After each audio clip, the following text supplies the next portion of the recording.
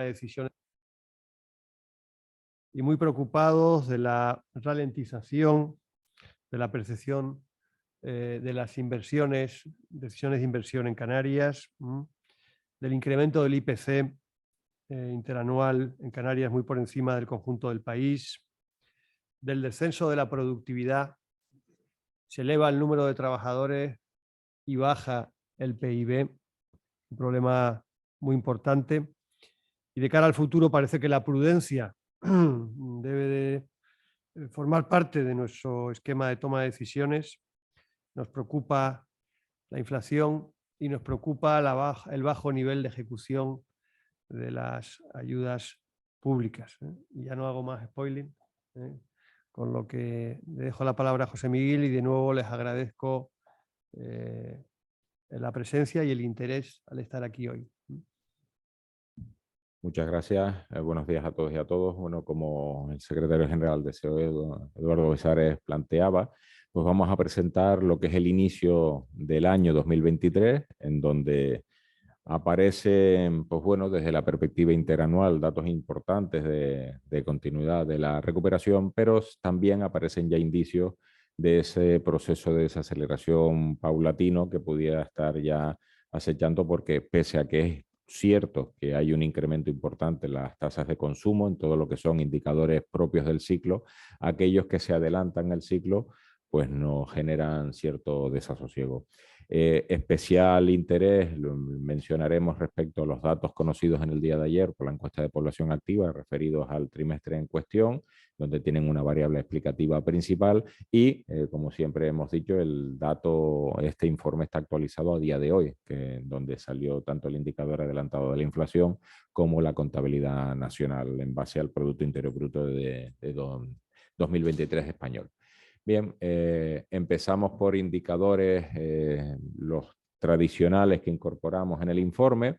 Vemos que la energía eléctrica disponible, bueno, pues sigue comportándose, repito, de forma interanual de acuerdo a la estacionalidad soportada. Es cierto que los precios que se pagan por esta, por fortuna, pues bueno, pues han disminuido de forma importante, aunque hay atisbos que más allá de la excepción ibérica, pues todos tenemos en mente pues la decisión por parte de la OPEP de restringir la oferta de crudo y eso probablemente pueda incidir al alza en los mercados internacionales y por lo tanto conectar con un entorno archipelágico en donde el transporte y el combustible son estratégicos, pues en un futuro relativamente cercano. Un factor de consumo normal, pues bueno, como es la matriculación de vehículos, más allá de los cortes en la cadena de suministro experimentados a lo largo de, sobre todo en 2021 y en parte del 2022, pues poco a poco se va recuperando, lo que ocurre que también decisiones en materia de sostenibilidad en el ámbito del parque de automóviles, en base a ese horizonte temporal 2035, pues hace también que la pauta de decisión a la hora de adquirir un vehículo pues se establezca con cierta prudencia. Prudencia es la palabra que más utilizaremos a lo largo de la presentación de este informe. El otro gran indicador adelantado al ciclo es la venta al por mayor de cemento, que pese a que hay incrementos desde el punto de vista de la suma interanual, se comporta peor que el trimestre del pasado año.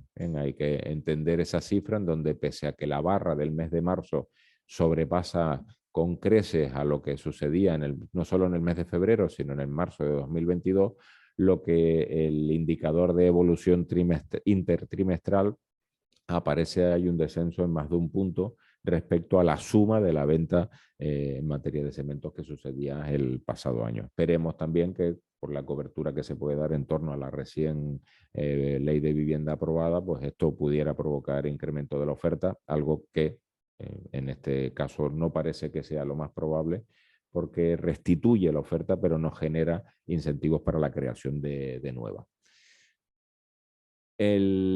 Conocido ayer, en el día de ayer, el índice de comercio al por menor, pues tanto en materia de empleo como en materia de negocio sigue incrementándose.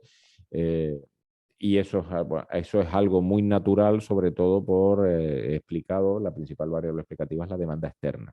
Bien, el dedicarnos a lo que nos dedicamos, que es una expresión que suelo utilizar con mucha asiduidad, hace que, pues bueno, pues esa demanda externa, procedente principalmente de los servicios turísticos de mercado, pues aparece que el índice de comercio al por menor pues mejore de forma ostensible. Y repito, la otra parte es el empleo, que también aparece de forma importante incorporada. Este dato hay que tenerlo ir en consideración respecto a lo que ha sucedido en la encuesta de población activa. ¿Cómo es posible que haya sectores específicos en donde el empleo mejore? Y en el día de ayer se nos ha dicho que de forma conjunta ha habido un descenso de la ocupación. Es decir, que incrementa el desempleo es preocupante, pero el desempleo se puede incrementar por razones diferentes a lo que es el ciclo económico, pero que disminuya la ocupación, sí. Además, disminuye en la provincia de Santa Cruz de Tenerife. Bien, después veremos cómo se logra explicar tal situación.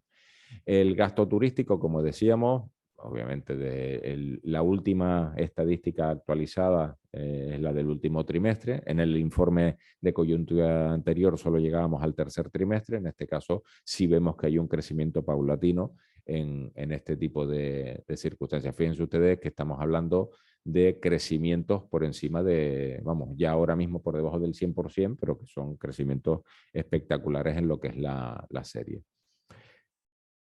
Si pudiéramos denominar quién es el vencedor de la partida, pues obviamente la recaudación tributaria tiene mucho que decir. Hay un efecto precio, según un informe del Banco de España, el 55% de la valor explicativa de la recaudación viene por un efecto precio.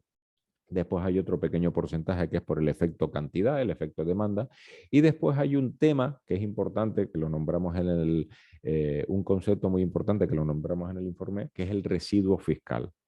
Es decir, y advierte que estos incrementos de la recaudación hay que estar vigilantes para no consolidarlos en su totalidad. Por una sencilla razón, que se estructuralizan cuando realmente es de forma coyuntural es cuando los vamos a obtener. Es decir, puede que no los mantengamos a lo largo del tiempo y por lo tanto hay que plantear prudencia, nuevamente vuelvo a utilizarlo, a la hora de incorporarlo en la estructura de gasto de la administración pública. ¿Bien? Pero vamos, de toda la serie histórica desde 2019, al mes de febrero, es el dato más importante, con crecimientos interanuales de casi el 23%. Bien, eso hay que tener en consideración el dato. Y repito, un 55% viene explicado por la variable precio. El impuesto invisible, bien, que lo hemos denominado así, es el índice de precios al consumo, en donde hoy no entra dentro, el dado hoy no entra dentro del trimestre analizado, pero bueno, ha habido nuevamente un repunte, es natural. Lo que sucedió en marzo no parece que haya sido lo normal, simplemente porque la comparación interanual con el mes de marzo de 2022, en donde ya estaba plenamente enfocada todo el conflicto armado y con tasas de inflación llegadas al 10% a nivel nacional, pues hizo que se disminuyera de forma ostensible. Así todo, pues bueno, mantenemos la inflación por encima de la media, en donde hay dos grandes componentes que veremos a continuación, que es lo que es la alimentación, con un 17,40% desde el punto de vista anual, y en el otro lugar, pues bueno, pues todo lo que es restauración y hostelería con un 9,40% de crecimiento. Son las dos partidas, uno por un efecto demanda, otro por un efecto coste. Bien, hay que tener en consideración, y lo hemos repetido en más de una ocasión, que no es lo mismo una inflación por motivos de demanda, en donde aparece un impulso por parte del consumo, que una inflación por motivos de costes estructurales. Y en el caso de la alimentación, es justamente aquí se complica la circunstancia porque hasta la fecha, aunque ya se han hecho algún tipo de avances en materia fiscal, se ha atacado a la inflación por motivos de demanda, que su tratamiento más eficaz es la modificación de los tipos de interés. Pero para la oferta no. Para la oferta es política fiscal expansiva de corte general o de corte específica, pero hay que incorporar esa política fiscal. El otro indicador que está evolucionando positivamente dentro de cifras desconocidas en la historia reciente es el indicador de inflación subyacente. Hoy mismo, el de abril vuelve a darnos un respiro porque esta es la inflación estructural. ¿Bien? Es decir, el residuo de que se nos queda, justamente pues aparece que hay una leve inclinación ya a la baja que puede que no se sostenga en el tiempo. Puede que no se sostenga en el tiempo, sequía, evolución de los precios de los carburantes y la invasión de Ucrania por parte de Rusia. Es decir, son tres incógnitas dentro de una ecuación que probablemente no ayuden a que ese descenso sea más abultado. Y el reflejo de los tipos de interés, nos vamos al privado, que es el Euribor. Sigue subiendo. Es cierto que si nos damos cuenta hay una cierta tónica de desaceleración en el crecimiento, pero tanto el Fondo Monetario Internacional ha seguido recomendando a los bancos centrales, tanto el británico, el europeo como el americano, que hay que seguir subiendo tipos, justamente porque la tasa de inflación, pese a que ha bajado al en torno del 5%, el objetivo sigue siendo el 2%. Justamente aparece lo que ya nos temíamos con anterioridad, que es que los créditos, que es lo que intenta provocar el incremento de los tipos de interés, es decir, extraer dinero del sistema para que haya menos circulante y por lo tanto los créditos van a la baja en lo que es la evolución de la conformación de los mismos, y los depósitos, pues también, pues justamente porque los ahorros, pese a que hay determinados tipos de mejora, pues bueno, pues los ahorros, pese a que han crecido en un 6,4%, hay un descenso respecto a lo que sucedía en pasados años. Aquí hay una cosa que hay que tener en consideración, que es la retribución de los ahorros a la retribución de los depósitos. El sistema financiero estima que como hay mucho circulante en la economía, pueden plantear lo que es la diferencia entre lo que cobran por un capital prestado y lo que cobran por el capital depositado. Y ahí no hay necesidad de retribuir más lo depositado, justamente porque todavía hay abundancia de liquidez en el sistema. Esto, pues, con las aperturas que incorpora el incremento de los tipos de interés, generará pues la eliminación de mayor cantidad de depósitos. Nos vamos al mercado de trabajo, como bien decía el secretario general, la tónica importante de seguir creciendo de forma continuada en la evolución del número de empresas. Estamos instalados en torno a las 60.000, en donde también hay que decir que el 80% tiene menos de 10 trabajadores. Esa es la contextualización de la realidad económica, pero lo importante es que ya sea desde la perspectiva del autoempleo, ya sea desde la perspectiva de la conformación de una entidad empresarial con personal a su cargo, pues se sigue manteniendo. El número de afiliaciones a la Seguridad Social también se ha incrementado, ese es el dato oficial. Y aquí vuelve a salir la diatriba de cuántas horas de trabajo han sido contratadas, qué naturaleza de contratos, y esto es una discusión que no tiene ahora mismo sustento estadístico porque estamos a la espera de que el Ministerio plantee si hay 40.000 fijos discontinuos en Canarias y si de esos 40.000, 15.000 aproximadamente están fuera del periodo de actividad. Bueno, pues eso es lo que sería necesario incorporar al debate y al análisis de paro. Y después aparece pues el desempleo, que bueno, que ha ido progresivamente disminuyendo desde el punto de vista del paro registrado. Aquí hay una, que siempre lo ha habido, no es nuevo, una dicotomía y una diferencia entre paro registrado y paro EPA. El paro registrado es un censo voluntario en donde yo decido incorporarme porque hay expectativas o porque necesito ese trámite para acceder a algo, a lo que fuera, mientras que el paro EPA es un paro muestral, que es el que, entre comillas, es el homologable y el comparable con el resto de territorio europeo. Ayer, por ejemplo, nos dijo justamente lo contrario a lo que está sucediendo. Suele suceder también, a su vez, que esto es importante tenerlo como reflexión, que se sincronizan ambas cifras cuando se confía mucho en los servicios públicos a la hora de conseguir un empleo. Bien, cuando no tienes como referente al Servicio Público de Empleo, normalmente no te hace falta estar inscrito para buscar activamente un empleo, que es lo que sí pregunta la EPA. En esas oscilaciones, desde el punto de vista metodológico, yo creo que es importante tenerlas en consideración. Aquí ya aparece la encuesta de población activa, en donde el día de ayer nos dijo que se había reducido de forma importante la cantidad de empleo ocupado. Analizando el análisis por isla, ubicando el análisis por isla, se circunscribe a Tenerife, La Palma, Gomera y El Hierro. Principalmente Tenerife, pero después también La Palma, Gomera y El Hierro. Y en Tenerife, además, lo que sucede es un incremento de la inactividad. Eso está relacionado con lo que decíamos antes, para conocer si está relacionado con la modalidad contractual de fijos discontinuos o por otra razón. Lo que sí es cierto es que la gran parte de esa desocupación procede del empleo público.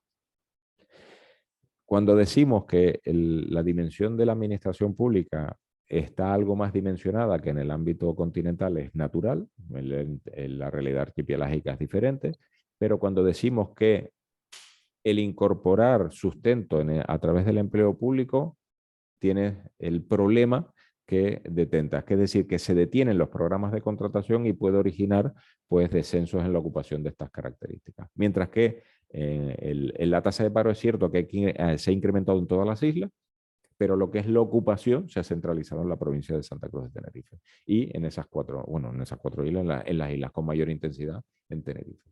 La población desempleada, por lo tanto, ante un incremento importante de la población activa, eso es otra de las sintomatologías que nos dijo ayer la encuesta de población activa, es decir, hay muchas personas que se han incorporado activamente a buscar empleo, pues aparece que no ha sido capaz de absorber esas tasas de crecimiento y por lo tanto se ha visto reflejado pues, en un incremento ya no solo de la población en número, sino de la tasa de paro.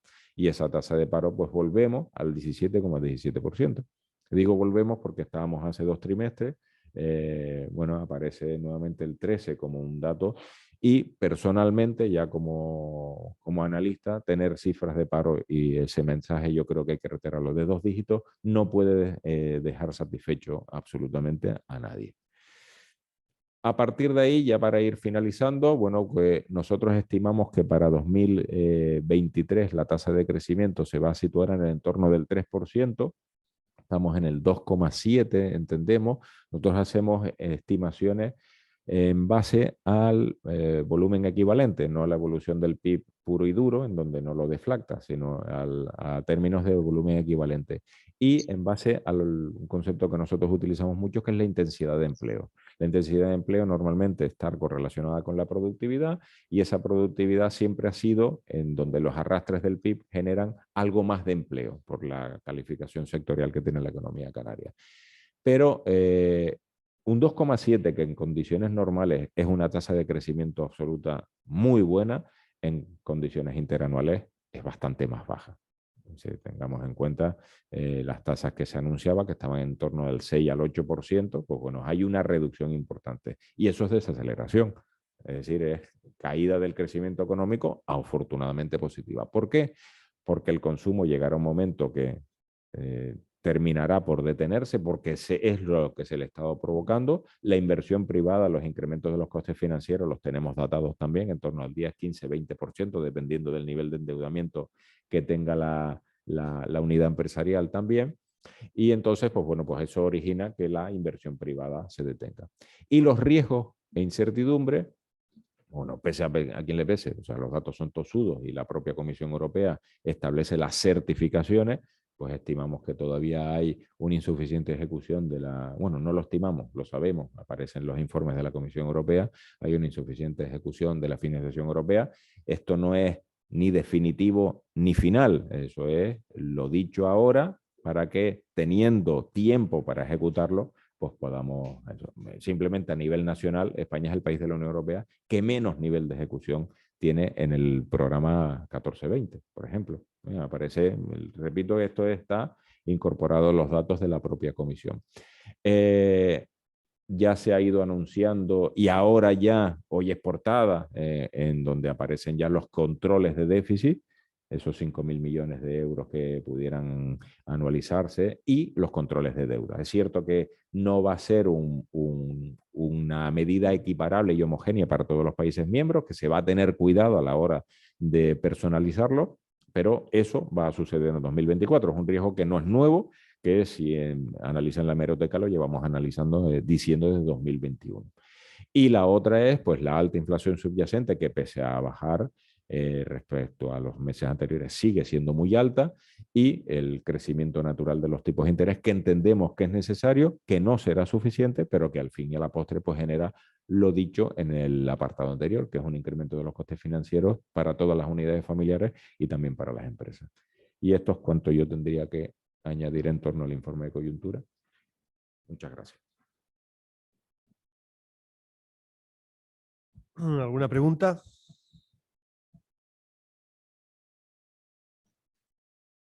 María, Moisés. Buenos días. Por empezar por algo, quiero decir que igual hago alguna pregunta más, pero bueno. Un poco saliéndonos de esto, pero sí de forma tangencial, quería preguntarles a ambos, sobre todo al secretario general, por la ley de vivienda.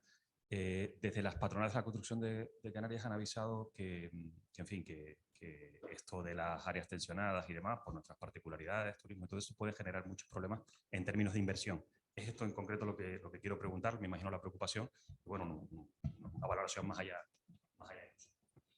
Sí, nosotros suscribimos, como no podía ser de otra manera, lo que ha firmado nuestra patronal, CEPECO, nuestro vicepresidente, Óscar. Evidentemente, se está prediciendo también porque va a haber una retirada de viviendas del mercado, y evidentemente que la inversión en ladrillo, la inversión en vivienda, pues va a dejar de ser atractiva, lo cual no es bueno. Estábamos viendo, bueno, antes como como un indicador positivo el incremento de licitación de obra pública. Siempre hemos hablado de que el mercado de la construcción puede tirar de nuestra economía y suavizar esos niveles de paro que nunca acabamos de reducir, probablemente, entre otras cosas, por ser una comunidad autónoma de forma innata atractiva para el empleo, y con unos datos siempre de inmigración positiva. Y la ley de vivienda pues no parece que vaya a ayudarnos en reducir esos ratios y esos datos de paro, ¿no?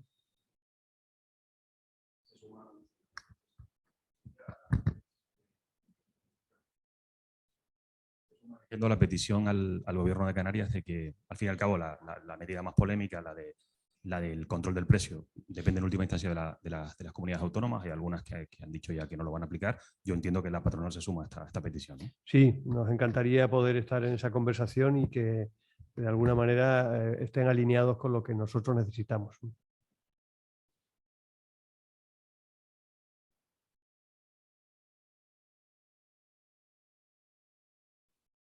Miguel, ¿algún apunte sobre lo que he dicho? Sobre esto, bueno, lo comenté antes en la presentación, es decir, no genera incentivos a la oferta. Y aquí, en su día, se calculó el déficit de vivienda y estaba en torno a las 40.000 inicialmente, exponencialmente llegando hasta las 100.000. Al final hay un problema de oferta, y la falta de oferta también tensiona, ya no solo la demanda, sino la falta de oferta también tensiona precios.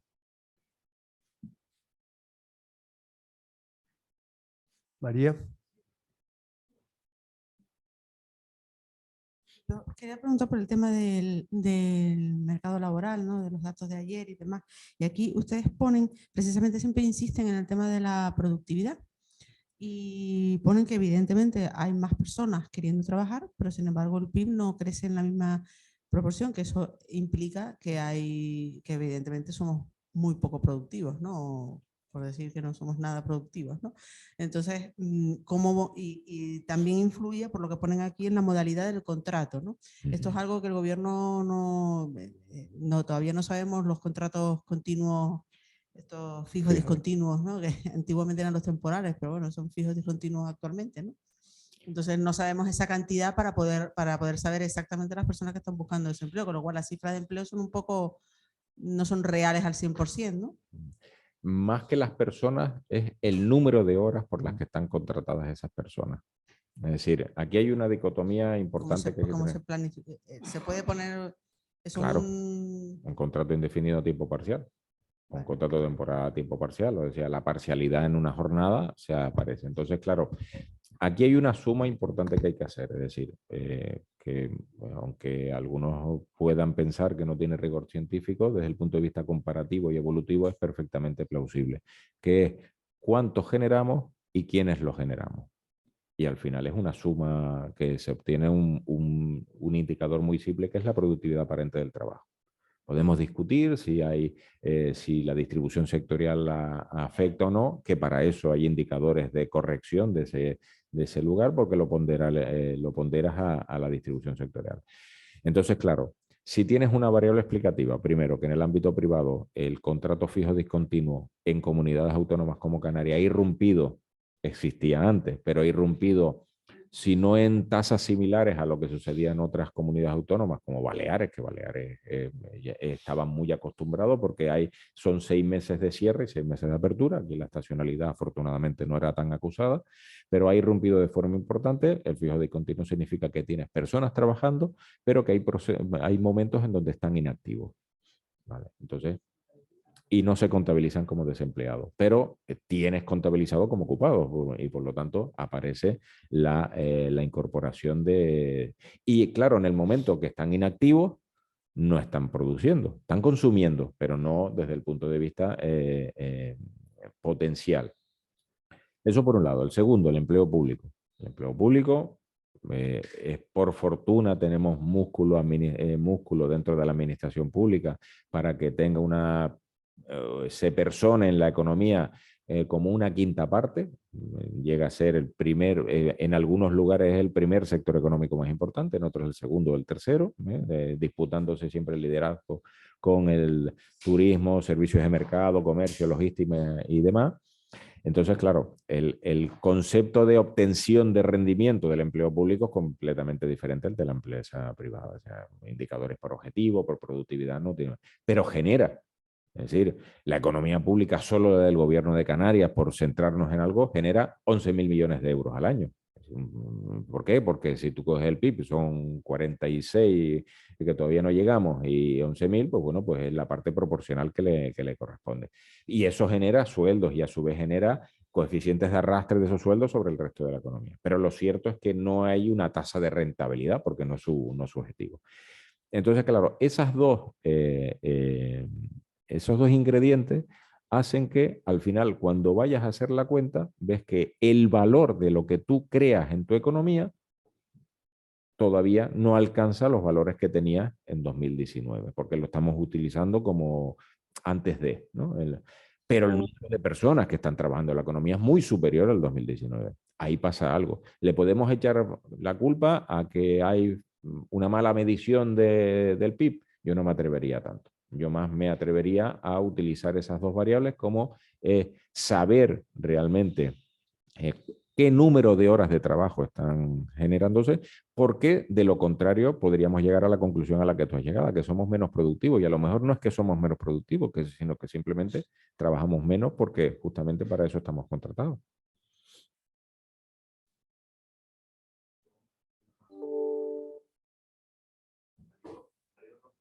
De lo que pregunta María, yo quisiera saber una opinión muy clara. La productividad de la administración pública, de las actividades públicas, es evidentemente menor que la del sector privado. Tiene parte de culpa en la baja productividad a su vez de la economía. En fin, a lo que voy, no parece que el teletrabajo precisamente vaya a ayudar a incrementar los niveles de productividad, al menos por las experiencias que ha habido en otras comunidades y en otros países, o incluso la más reciente de la COVID, aunque esta es particular. En fin, ¿creen que está preparada la administración para afrontar el teletrabajo con tan bajos niveles de productividad? Lo contestamos a la limón. La percepción que tienen nuestros empresarios, que al final son clientes internos de forma intensiva de la administración, es que el teletrabajo ha venido a empeorar de forma dramática algo que ya sufrían. La dificultad que existe hoy en día para interrelacionar, para el contacto, para la consulta, para la gestión, para la tramitación, se ha hecho, digamos, se ha hecho complejo de forma exponencial. Y alguno de los empresarios que está aquí delante, si me coge el micrófono, no acabaría, ¿no? Entonces, suscribimos lo que comentas y nos tiene muy preocupados. José Miguel.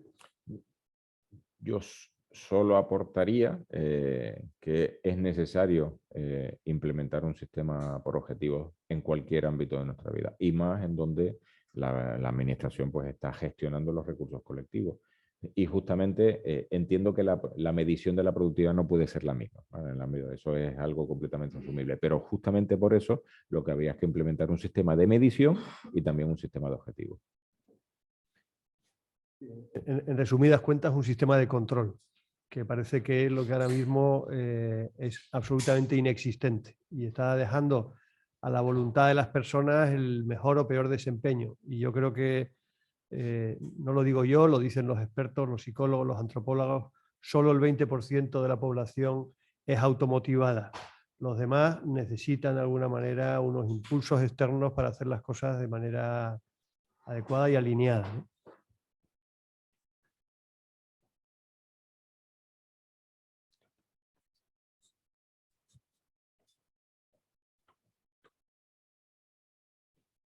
¿Alguna otra pregunta?